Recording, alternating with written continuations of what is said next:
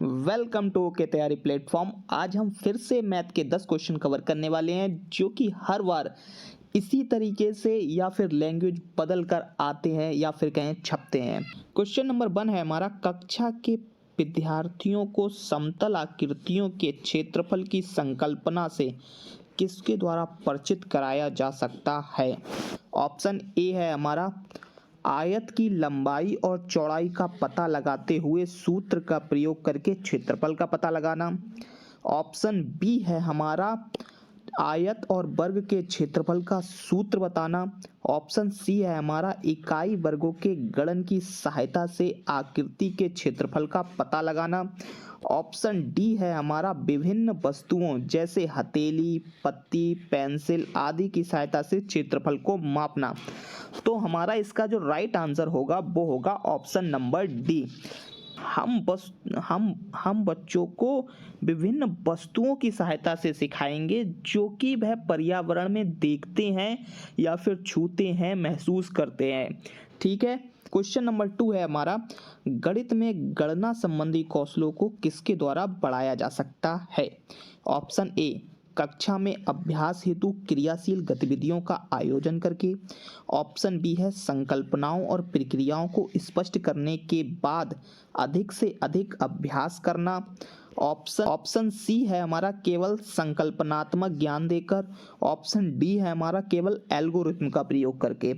तो इसका जो हमारा राइट आंसर होगा वो होगा ऑप्शन नंबर ए। कक्षा में हम अभ्यास हेतु क्रियाशील गतिविधियों का आयोजन करके गणित में गणना संबंधी कौशलों को बढ़ा सकते हैं।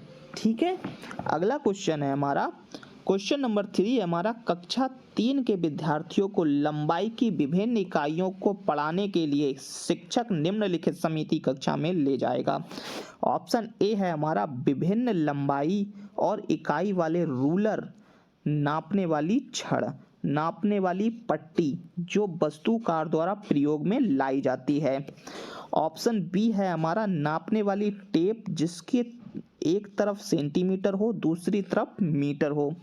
ऑप्शन सी है हमारा, विभिन्न इकाइयों का संबंध चार्ट। ऑप्शन डी है, सेंटीमीटर वाला रूलर और नापने वाली टेप। तो इसका जो राइट आंसर होगा वो होगा हमारा ऑप्शन नंबर ए, विभिन्न लंबाई और इकाई वाले रूलर, नापने वाली छड़ और नापने वाली पट्टी जो वस्तुकार द्वारा प्रयोग में लाई जाती है। इस तरीके से जो है हम विभिन्न लंबाइयों की इकाइयों को पढ़ाएंगे। क्वेश्चन नंबर 4 है हमारा, कक्षा 3 के विद्यार्थियों को संख्या पद्धति पढ़ाने का उद्देश्य है। ऑप्शन ए है, 4 अंकों वाली संख्या के योग और व्यवकलन की कौशल में प्रवीणता प्राप्त करना। ऑप्शन बी है हमारा, बड़ी संख्याओं को पढ़ने के कौशल में प्रवीणता प्राप्त करना। ऑप्शन सी है हमारा, 6 अंकों तक गणना करना। ऑप्शन डी है हमारा, संख्याओं को सैकड़ों, दहाइयों और इकाइयों के रूप में देखना, स्थानीय मान की सार्थकता को समझना। तो इसका जो राइट आंसर होगा वो होगा हमारा ऑप्शन नंबर डी, सैकड़ों और दहाइयों और इकाइयों के रूप में देखना और स्थानीय मान की सार्थकता को समझाने के लिए हम कक्षा 3 में विद्यार्थियों को संख्या पद्धति पढ़ाने का हमारा उद्देश्य है। क्वेश्चन नंबर 5 है हमारा, सबसे उपयुक्त व्यू रचना जिसका प्रयोग धनराशि के योग की कुशलता को आत्मसात करने के लिए किया जाता है वह है, खाली स्थान पे हमें भरना है। ऑप्शन ए है हमारा, भूमिका निर्वाह, रोल प्ले है। ऑप्शन बी है, बहुत सारे सवाल हल करना है। ऑप्शन सी है, सूचना और संप्रेषण तकनीक का प्रयोग करना यानी ICT का प्रयोग करना है, प्रतिरूपों का प्रयोग करना है। तो इसका जो राइट आंसर होगा वो होगा ऑप्शन नंबर हमारा ए। तो धनराशि के योग की कुशलता को आत्मसात करने के लिए हमें भूमिका निर्वाह जो है सब। क्वेश्चन नंबर 6 है हमारा, एक शिक्षक आधार और स्थानीय मान की संकल्पना का विकास करते समय कक्षा में निम्नलिखित पहेली का प्रयोग करता है। वह पहेली है कि मैं 8 दहाइयों और 4 इकाइयों से कम हूँ। इस गतिविधि का उद्देश्य है। ऑप्शन ए है हमारा, आधार 10 और स्थानीय मान की संकल्पनाओं को मजबूत करना। अगला है हमारा ऑप्शन बी योगात्मक आकलन करना। ऑप्शन सी है हमारा विद्यार्थियों को धाई और इकाई की संकल्पना से परिचित कराना। ऑप्शन डी है कक्षा में कुछ मजा करना और एक रास्ता को तोड़ना। तो इसका जो राइट आंसर क्या होगा वो होगा ऑप्शन नंबर ए हमारा, वह स्थानीय मान की संकल्पनाओं को मजबूत कराना है उसका उद्देश्य। क्वेश्चन नंबर 7 है हमारा, बच्चे के पर्यावरण में जो वस्तुएं, यहाँ गलत होगा, जो वस्तुएं लुढ़कती या फिसलती हैं उन पर कक्षा में चर्चा शुरू करो। बच्चों को आकार, यहाँ पे आकार होगा, उनके आकार हर देखने में और समझने में कि कैसे वस्तुएं लुढ़कती हैं और फिसलती हैं सहायता करो। एनसीईआरटी की कक्षा 2 की पाठ्यपुस्तक के सुझाव यह समझने में शिक्षक की सहायता करते हैं कि ऑप्शन ए है हमारा चर्चाएं बहुविध परिप्रेक्ष्यों को कक्षा में स्थान देती हैं। ऑप्शन बी है हमारा चर्चा करना गणित की कक्षा के लिए सर्वश्रेष्ठ युक्ति है। ऑप्शन सी है हमारा आसपास की चीज़ों के लिए ध्यान आकर्षित करना शिक्षकों के लिए अनिवार्य है।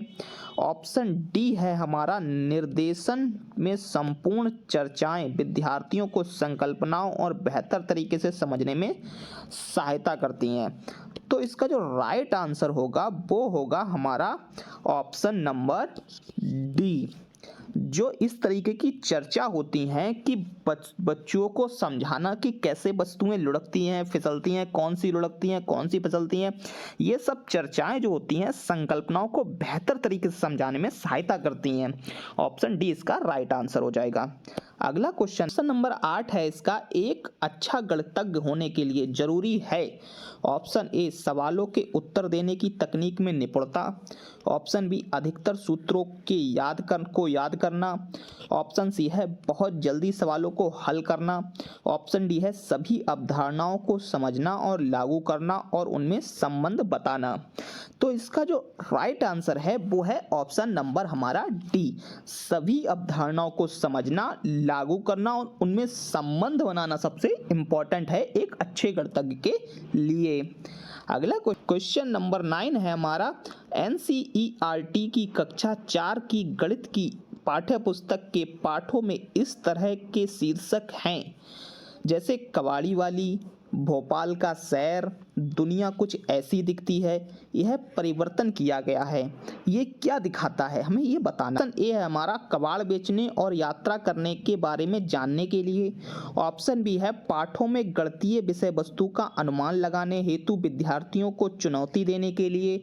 ऑप्शन सी है उन्हें अलग सा समझने के लिए। ऑप्शन का जो राइट आंसर होगा वो होगा हमारा ऑप्शन नंबर डी। हमें क्या करना है, उनको दैनिक जीवन से जोड़ना है ताकि उनके लिए वो रोचक लगे। इस तरीके के शीर्षक बनाए जाते हैं इसलिए। क्वेश्चन नंबर 10 है हमारा, भिन्न की अवधारणा से परिचित करने के लिए शिक्षक से शुरुआत कर सकता है। किससे शुरुआत कर सकता है, हमें से खाली स्थान पे भरना है। ऑप्शन ए है हमारा उनके आसपास की विभिन्न वस्तुओं से भिन्न भागों की पहचान कराना। ऑप्शन बी है हमारा भिन्न में अंश और हर की पहचान कराना। ऑप्शन सी है हमारा संख्या रेखा पर भिन्न का पता लगाना। ऑप्शन डी है हमारा a/b के रूप में भिन्न लिखना और उसमें b शून्य नहीं है, मतलब जो यहाँ पर b है वो नॉट इक्वल टू 0 है, तो इस तरीके से लिखना। तो इसमें कौन सा हमारा राइट आंसर होगा, तो हमारा राइट आंसर होगा ऑप्शन नंबर ए, उनके आसपास की वस्तुओं में विभिन्न भिन्न भागों की पहचान कराना। उनके आसपास की वस्तुओं से हम समझाएंगे कि भिन्न कैसी होती है, तब उन्हें अच्छा समझ में आएगा, इसलिए हमारा ऑप्शन नंबर ए राइट है। तो यहाँ पर हमारे 10 के 10 क्वेश्चन कंप्लीट होते हैं। अगर आपने हमारे ओके तैयारी चैनल को सब्सक्राइब नहीं किया है तो अभी के अभी कर लीजिए, और वीडियो अच्छी लगी हो तो लाइक करें और अपने दोस्तों तक शेयर करें। तो thank you for watching, take care, bye bye.